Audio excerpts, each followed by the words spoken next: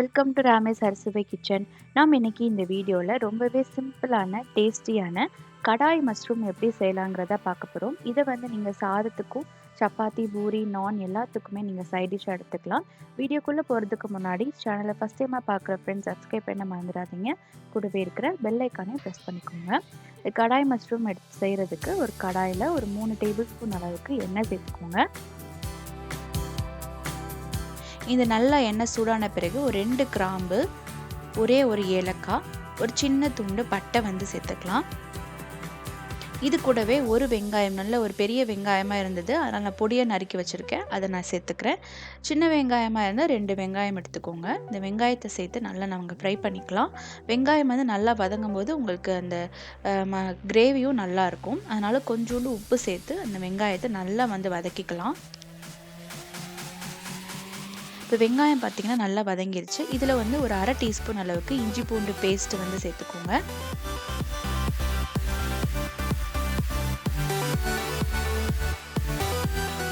இப்போ எல்லாமே நல்லா வதங்கின பிறகு 2 தக்காளியை நான் நல்லா பியூரி பண்ணி வச்சுருக்கேன்.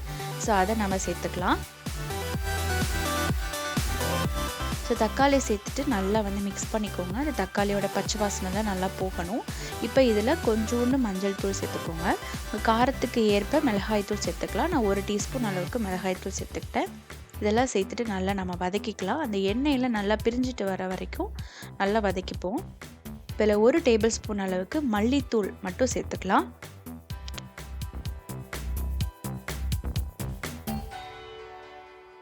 இதை நம்ம கொஞ்ச நேரம் மூடி வச்சுக்கலாம். நல்லா வதங்கிடும். ஸோ இந்த அளவுக்கு நல்லா வதங்கி வந்த பிறகு நம்ம மஷ்ரூமை சேர்த்துக்கோங்க. மஷ்ரூம் நான் நல்லா கழுவிட்டு கட் பண்ணி வச்சுருக்கேன். ஸோ ஒரு மஷ்ரூம் சேர்த்துக்கலாம். இது ஒரு 400 கிராம் இருக்கும் இந்த மஷ்ரூம். ஸோ இதை அந்த அளவுக்கு நம்ம சேர்த்துப்போம். நல்லா அந்த மஷ்ரூம் அந்த மசாலாவில் நல்லா பரட்டி விட்டுட்டு நீங்கள் மூடி போட்டு குக் பண்ணிக்கோங்க. தண்ணி எதுவும் ஊற்றாமல் அந்த மஷ்ரூம் அந்த மசாலாலே நல்லா குக் ஆகட்டும். ஏன்னா மஷ்ரூம்லேருந்து நல்லா தண்ணி விடும்.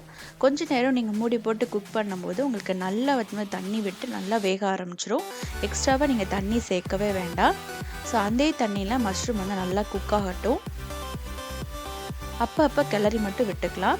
இப்போ கடைசியாக நல்லா மஷ்ரூம் குக் ஆன பிறகு கொஞ்சோண்டு கேஷ்யூ மில்க் சேர்த்துக்கலாம். ஒரு 4-5 முந்திரி பருப்பை நீங்கள் சுடுதண்ணியில் கொஞ்சம் நேரம் ஊற வச்சு நல்லா பேஸ்ட்டாக அரைச்சி இதில் சேர்த்துக்கோங்க. நல்ல ஒரு ரிச் ஃப்ளேவர் கிடைக்கும் உங்களுக்கு.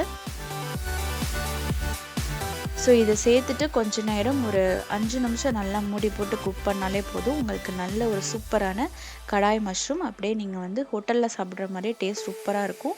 உங்கள் காரத்துக்கு ஏற்ப மிளகாய்த்தூள், தக்காளியோட அளவு இதெல்லாத்தையும் நீங்கள் இன்க்ரீஸ் பண்ணிக்கலாம். ரொம்பவே சூப்பரான ஈஸியான கடாய் மஷ்ரூம் ரெடி ஆகிடுச்சு. கண்டிப்பாக ட்ரை பண்ணி பாருங்கள். இந்த வீடியோ உங்களுக்கு பிடிச்சிருந்துச்சா சேனலை மறக்காமல் சப்ஸ்கிரைப் பண்ணிக்கோங்க.